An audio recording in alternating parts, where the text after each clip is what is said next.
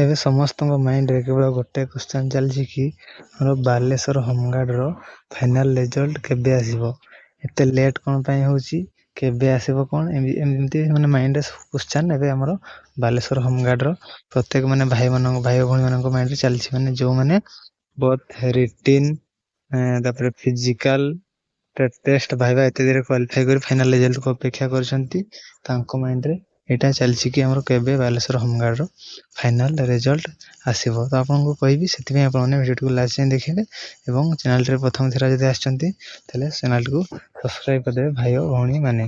ତ ଦେଖନ୍ତୁ, ଆପଣଙ୍କର ରେଜଲ୍ଟ ଆସିବାର କାରଣ କ'ଣ, ମାନେ ଏତେ ଲେଟ୍ କ'ଣ ପାଇଁ ହେଉଛି ନା ସାଙ୍ଗମାନେ, ତ ଆପଣମାନେ ତ ଜାଣିଛନ୍ତି।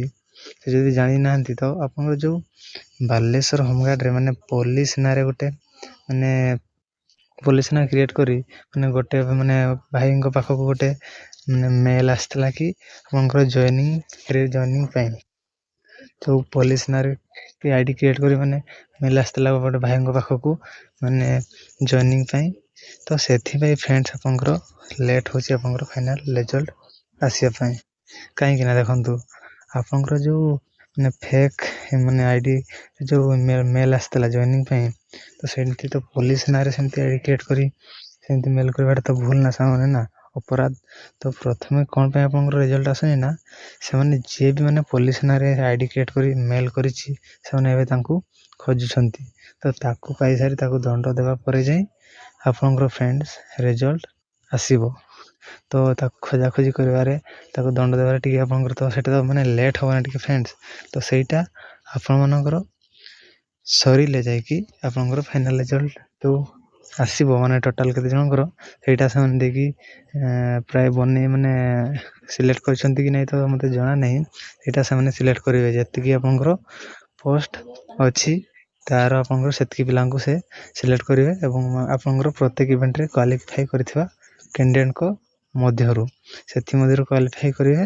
ତାପରେ ଆପଣଙ୍କର ଗୋଟେ ଫାଇନାଲ୍ ରେଜଲ୍ଟ ଆସିବ ଅଫିସିଆଲି। ତାପରେ ଆପଣଙ୍କର ଜଏନିଂ ହେବ। ତ ଆପଣଙ୍କର ଯଦି ମେଲ୍ ଆସିଛି କି ଆପଣଙ୍କର ବାଲେଶ୍ୱର ହୋମଗାର୍ଡ଼ରେ ଆପଣଙ୍କର ଜଏନିଂ ହେବ ଏତିକି ତାରିଖ, ଏମିତି କିଛି ମେଲ୍ ଆସିଛି, ଯଦି ଆପଣମାନେ ଯେଉଁ ହେଲ୍ପଲାଇନ୍ ନମ୍ବର ମାନେ କଣ୍ଟାକ୍ଟ କରି କହିବେ ଏମିତି ଆପଣଙ୍କୁ ଯଦି ମେଲ୍ ଆସେ। କାହିଁକିନା ଫ୍ରେଣ୍ଡ ଦେଖନ୍ତୁ, ବାଲେଶ୍ୱର ମାନେ ପୋଲିସ ବି କହିଛନ୍ତି କି ଯଦି ଏମିତି କିଛି ମେଲ୍ ଆସେ ଆପଣମାନେ ଜଣେଇବେ। ତ ଆପଣମାନେ ଜଣେଇବେ, ଏମିତି ମେଲ୍ ଆସିଲେ ସେମାନେ କହିଛନ୍ତି କି ପ୍ରଥମେ ଆପଣଙ୍କର ଫାଇନାଲ୍ ରେଜଲ୍ଟ ଆସିବ।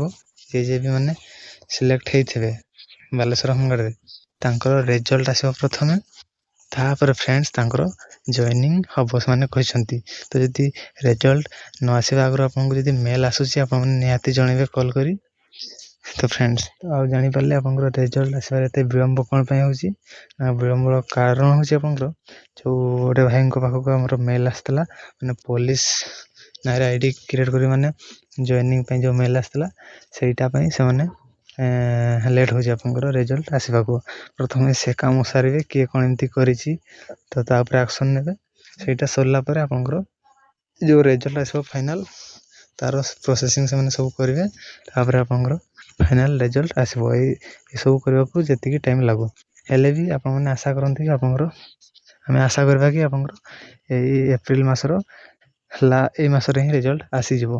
ତ ଆସିଯିବ ଫ୍ରେଣ୍ଡସ୍, ବହୁତ ଦିନ ଧରି ଆପଣମାନେ ଅପେକ୍ଷା କଲେ, ଆଉ କିଛି ଦିନ ଅପେକ୍ଷା କରନ୍ତୁ, ନିହାତି ଆପଣଙ୍କର ଆସିବ। ଏଇଥିପାଇଁ ଆପଣଙ୍କର ରେଜଲ୍ଟ ଆସିବାରେ ବିଳମ୍ବ ହେଉଛି।